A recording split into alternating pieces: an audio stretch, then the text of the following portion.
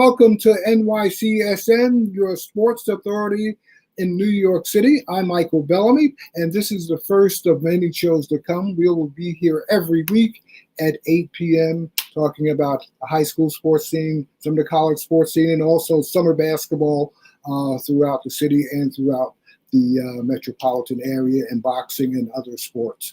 Also joining me today is a special guest, is a Thomas High School's boys basketball coach, Bud Pollard. Welcome, Coach.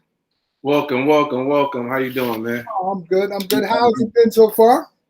I can't complain. Won't nobody listen, man. You know, I know a lot of people love to trade problems with me. Okay. Nah, I think you're doing fine, Coach. I want to talk also before we get into the short season. I want to know how you dealt with the pandemic. Well, I stayed busy. Mm-hmm. Especially last summer, I was working at the Enrichment Center the whole time, and I rode my bike downtown and home. I live in Bergen Beach, so over here by Kings Plaza area, South Shore area. So I rode my bike downtown and worked 3 hours, came back. Like that was like the best. That time on the road, getting that exercise, putting that work in, just relaxing. It was some good me time. I needed that. Right. Like some of us, maybe you didn't, but a lot of folks suffered, financial loss of loved ones, loss of income, loss of housing. I know you didn't, but how did you also motivate your team, the boys in your team, also your students also in the school? Man, I just was real positive throughout the whole pandemic. I tried to do as much as I could. I was blessed to have a gym 1 day a week. So 1 day a week we got together, for that during that time. When if the guys were able to, they got to the gym, we got some work in, under the guidelines, but we was definitely able to get some exercise, some work in, and it was good. Then when we could, we played in a few tournaments, in Long Island, Westchester. Went to Jersey for a few scrimmages. So, one thing in the Gaucho gym, we mixed it up there early in the year last year. So we got some work in. We was consistent. So were there any issues with any particular players you don't care to name, but were there issues, and how did you get through those issues also? I know it wasn't any issues. We was blessed. I mean, we never had, we had a few kids that contracted the virus, but, during that time they caught it, they wasn't around us, or none of us was compromised. So that was a blessing. But we had some kids that got it, they bounced back. Them kids is tougher than leather, man. A little virus ain't gonna jump on them. They beat that virus up. You had a short season this year. Even though it was short, how would you compare this to previous seasons that you coached before? Well, like I said, I never stopped coaching throughout the whole pandemic. I felt I was optimistic about us finishing the season, how we were playing at the end of last season. We was rolling, playing our best basketball of the year, which was the goal. And we knew what the team we had last year, that we lost a few guys that should have been starters and veterans. And we had other guys that was placed in the rotation, a little ahead of time. So we took our bumps and lumps early, but once the playoffs got here, we was rolling. We was ready. We was ready to make our run, and we was playing our best basketball. And I think everybody else was in trouble. But in the semifinals, the season was canceled, postponed, and canceled. And so we had a whole mostly everybody coming back this year, with Jay Corn and the gang, and we was ready. And throughout the whole time, I was we're gonna have a season. We're gonna have a season. And a lot of the kids, I think, didn't believe it. They lost faith as time went on. But Jay Quan was one of the kids who kept the faith. He said, if God said we're gonna have a season, we're gonna have a season. So sometimes it would be me and him in the gym. Other guys wouldn't come, but he stayed the course and he put that work in. And of course that showed up. Was it also, for those 7 games you had, was it an intense short season more than the seasons that you usually have? Definitely, it wasn't intense, but it was more like a relief, I would say. That because we've been working out again a whole year waiting for this, Then once they started it and gave the goal, we practiced for like 2 months. So practicing for 2 months without scrimmaging is hard. Because usually we have 2 weeks of practice. After 10 days, we get some scrimmage in against some other guys. You know what I'm saying? And that's a little better than beating up on yourselves every day. But we didn't have that. We had to go 2 months straight. And I reduced the days, so it was hard on the guys. They doing AAU stuff. It was a lot going on, so we just went 4 days a week. Those, actually 3 days a week, 3 days a week mandatory, and 3 days a week optional. So some guys, depending on their schedules, they was able to come those optional days. They got their work in, and other guys, did what they had to do. Jaquan, what can you say about him? I mean, he had a hell of a season, 80, 90. I think it was just go back since when he came in as a freshman, he stepped on the court and he was averaging 25 as a freshman. So he would have got the 2,000 points last year if we'd have played more and more games. So moving forward to this season, but going backwards, he's a kid. He might be the only kid that I had in 4 years who's never missed a practice. And at the end of the year, I brought that to everyone's attention. I said, guys, have you ever been to a practice and Jaquan wasn't here? And all the guys said no. I said, exactly. You know what I'm saying? He's never missed a practice. So say what you want about him. The guy, he listened, he stayed the course, he believed in the season. And when he came out, he was on fire. He had a lot of buckets. He had a lot of buckets stored in the bank, man. He wanted to get out. He sure did it. He sure did it, for sure. When you look at he's going to Hofstra right now, as far as he was offered a scholarship. Oh yeah, he's a scholarship. I spoke to him this morning. Actually, his first practice was this morning, workout practice, whatever we were. And I spoke to him. I called him at like 5:30 this morning. By the time I get up, I know he had to be up 6:30. So I called him. He shot me the voicemail. I texted him. So then he called. Then he texted me back. I said, "Listen, it's practice 6:30. Make sure you're there at 6. Be the first one from day one." And at 6 o'clock, he texted me. I'm downstairs already. I said, "All right, you're good." But I'm just call him up later and see how he did today. It's a big day for him. Right. So he's out there already. He's out there already. He moved in yesterday. He came yesterday to the school, got his diploma, and we was in the gym, working out with the guys. He came in, he said what he said to them, and he passed the torch to those guys, and he was going off to college. When you look over the course of his career, what were some of the other milestones? Other what? I'm sorry. Milestones during the course of his 4 years. Well, he had a lot. He had a lot of team milestones. I mean, other than averaging the points he did since a freshman. His freshman year, we was the number 1 seed, and he led the team. He came in as a freshman, and he led us to a number 1 seed. We got upset by Cardozo, who we beat by 30 the first time around, which didn't help us the second time around. And they ended up knocking us off, coming back in the second half and beating us in the semis. And then the next year, the sophomore year, he led us to the chip. We lost by 1 at the buzzer. And last year, I bet the family ranch we would have won it last year. And he didn't get a chance to win it. And then this year, the same thing. But so I would say every year he had great accomplishments individually and team-wise. He was always a winner. He always been to the Final Four, in the semifinals and the chip. So that he had a great overall career. Coach, I also got to ask, you're 7-0. You went 7-0 during this short season. Yes. You have your critics, right? What do you say? Excuse me? I lost you.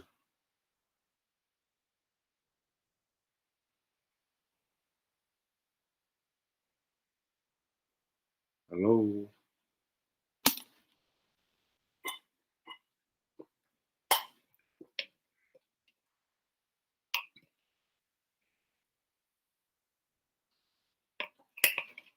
Technical difficulties. It's like Google Classroom right now, man.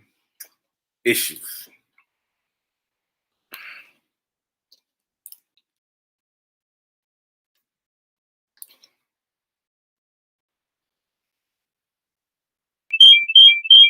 Are you back? We're back.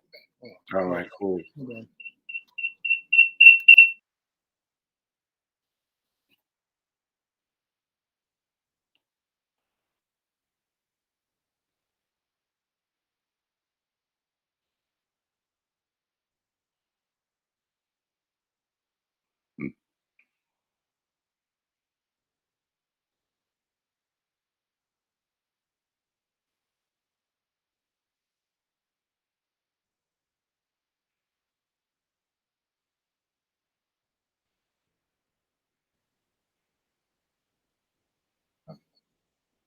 All right, Coach.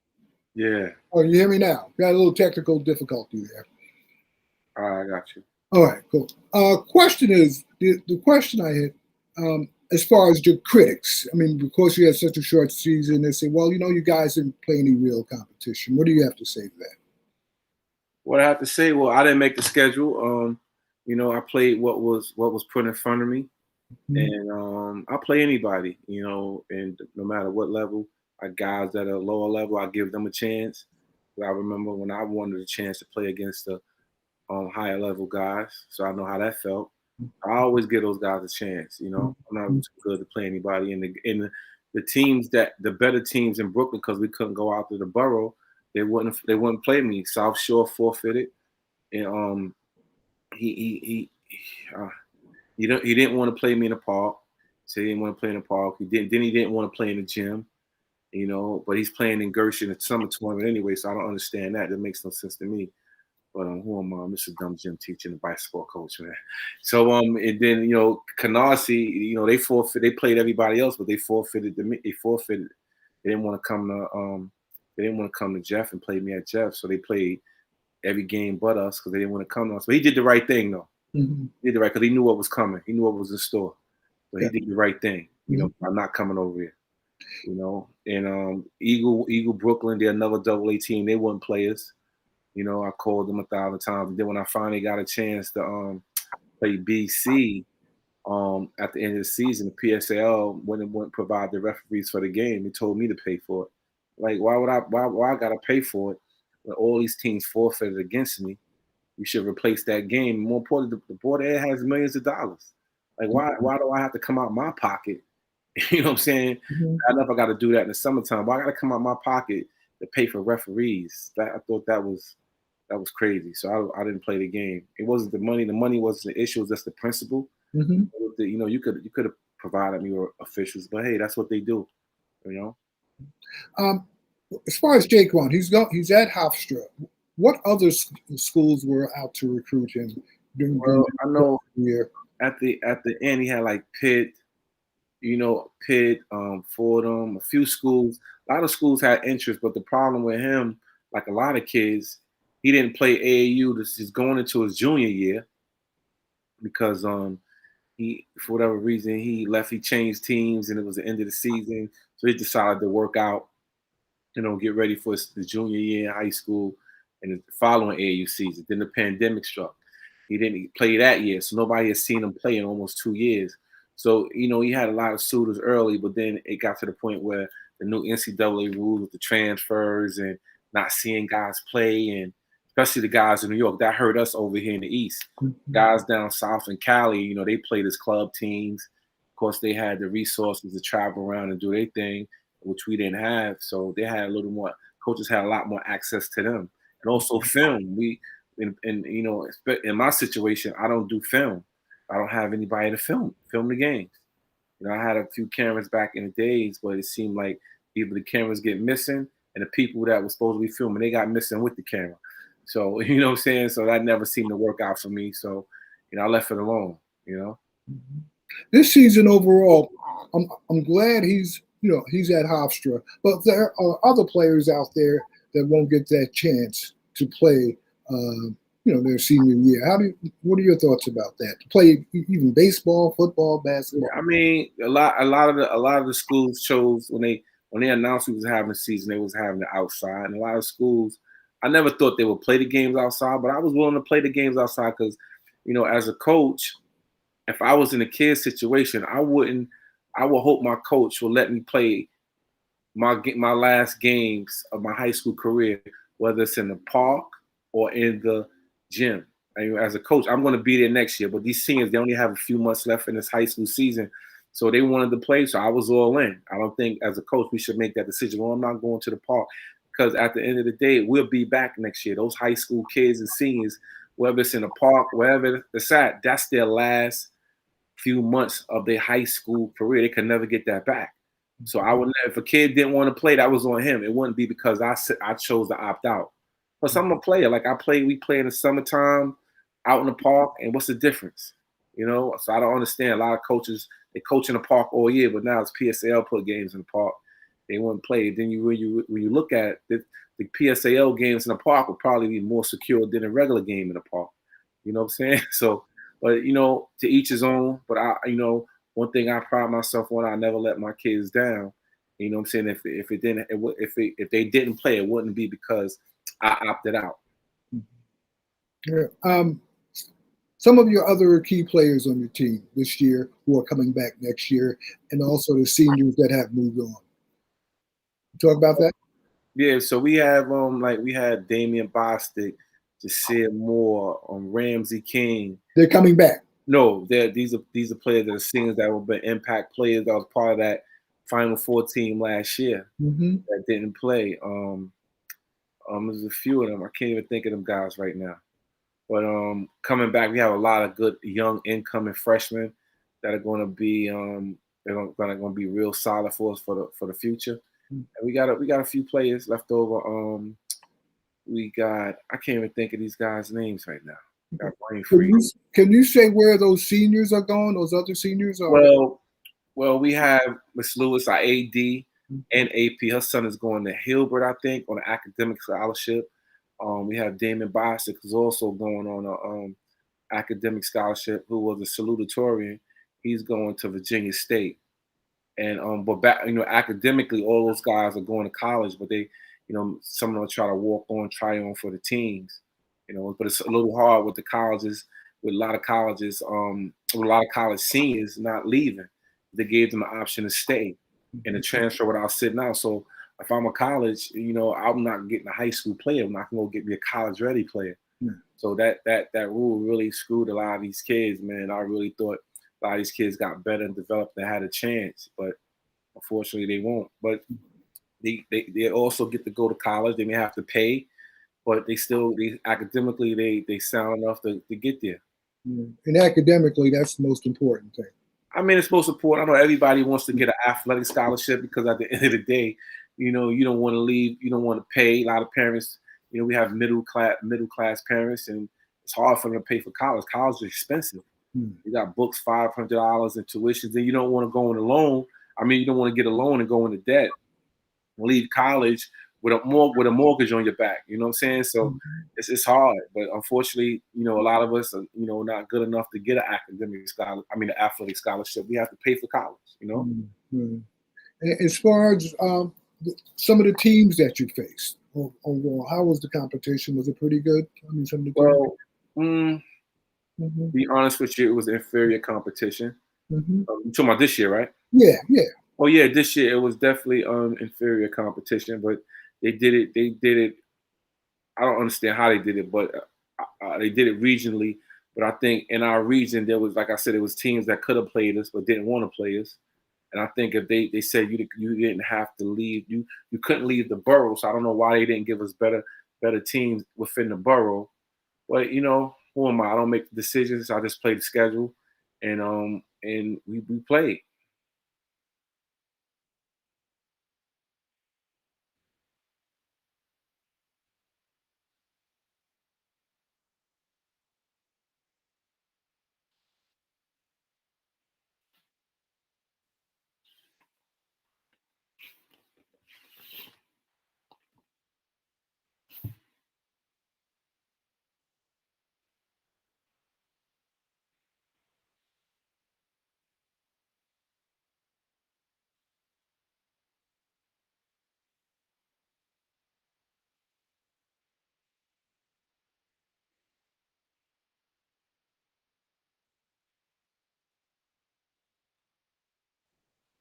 All right. We're back, Coach. You back? All right. Yeah, those technical glitches keep getting in the way.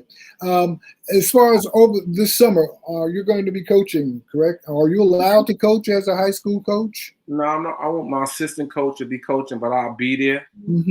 I'll be around, or we have a program in our school, a recreation program. It's similar to Big Apple Games. Are you familiar with that? But I think it's called RISE or PSAL Sport. I'm not familiar with the name because the changes seem like daily, but we're gonna have a program on our school, and we got our team playing in a few tournaments this summer, Dean Street and Gersh Park. As far as summer basketball, what are some of the top summer leagues here in Brooklyn and also throughout the city? Brooklyn, I mean, if I was going to say, hey, I like to go and see some summer basketball, what would you recommend? I recommend go to Dean Street Park, go to Gersh Park. I recommend go to Fine Ice Park out in Bushwick. Keith Norris, he does a great job over there with his programs and his teams. Gersh has a lot of teams playing in that this year. Cardoza, us, John Bound. You got a lot of teams playing in that. And Dean Street runs a great high school tournament solely for high schools, and they usually get about 25 high schools in there. You can watch genuine high school club teams. So these are teams that are kids that are coming back next year that are actually school teams only. So that's a great tournament. You know, you get the chance to see everybody, mix it up with all the guys you're going to be playing against next year. Mm-hmm. Okay. And as far as that, your season for next year, you got your schedule already? Oh no, we don't do the schedule. Our schedule is usually put up in October. Mm-hmm. But right now, non-league, I'm working on some non-league things like my scrimmages and non-league. I'm working on that. So I'm just waiting on a few guys to get me back. I have some games. Mm-hmm. I have some games scheduled. I have my Hirsch Classic every year. I do a Hirsch Tip-Off Classic the last 18 years, and usually the first Saturday before Thanksgiving, that's usually the tip-off. High school, so I got about 7 or 8 games that weekend that Jeff will be hosting. So I got that schedule already completed. And I got about 5 more non-league games. Room for 5 non-league games. So hopefully I can get those put on the calendar soon. Mm-hmm. And as far as previous seasons, how would you also, when you look at this season, how would you rank this season compared to previous seasons? I know it's like night and day, but what did you learn also? What did I learn? You have to, 2 things. Well, what I learned is something, I learned a lot, but I also was able to teach a lot. And like I told, what I taught my kids was, and my grandmother always told me, sometimes when you get a lemon, you make lemonade. So whatever the situation, we had no control over this. And we made the best of it. I made the best of it. I gave the kids everything I could, made sure they was involved throughout the whole year. Like I said, with tournaments in Long Island, Jersey, like I'm doing everything with them because if it was me as a senior, I would want that. And also, what I learned is you have to prepare for the unexpected. Like I've never ever thought like I would be doing Google Classroom and we would be remote and we wouldn't have a season. Like, and I have a lot of people have a lot worse problems than me, but and God bless them. But I don't want to cry about spilt milk, especially compared to other people's situations who lost a lot more. But it was a hard year, and like I told my kids, like nobody expected a pandemic. That's why you got to take every day for granted. I mean, you can't take any days for granted. Sorry, and you got to practice. So a lot of guys that loafed around their freshman, sophomore year. They senior year, they wanted to pick it up, but they didn't get a chance to. Mm-hmm. Jake Paul, fortunate enough, he put that work in from day one, so he was able to find a great spot for him. Playing for a great coach and a winning program, where not far from home, where he can get a chance to showcase his skills on the next level. But a lot of other kids are not that fortunate. I don't know another PSAL kid. It could be out there, but off the top of my head, I know a few Catholic, but not too many PSAL kids. In the city, out of thousands, only one or two or a small few have basketball scholarships. So that's a blessing. Mm-hmm. Who are some of the top ball players, as you know, in the PSAL? Are you aware of? Well, I really don't know. A lot of guys left last year, and I really didn't know who was around this year. And guys that'll be in the PSAL might be some guys from Catholic League that might be coming over. But it's hard to tell. We haven't really played in a year and a half. I don't know who's who anymore. I don't know. A lot of guys left, so we done lost 2 classes. That class last year left. I forgot all about them. I'm saying who was in that class. This class this year, a lot of those guys didn't get to play because a lot of these schools opted out. I know the guy from Boys Sir, Khalil Brantley. He just signed with LaSalle. Kudos to him and his family. And, he didn't get a chance. But he went up. He left the city and went and did his thing in Atlanta and up in the prep school in the Bronx. But and I noticed that here, even where I'm here in Staten Island. and where a lot of the football players who wanted to play end up, going to Jersey, going to Connecticut. They had to get that senior year in, so they had to do what they had to do, to take their careers to the next level.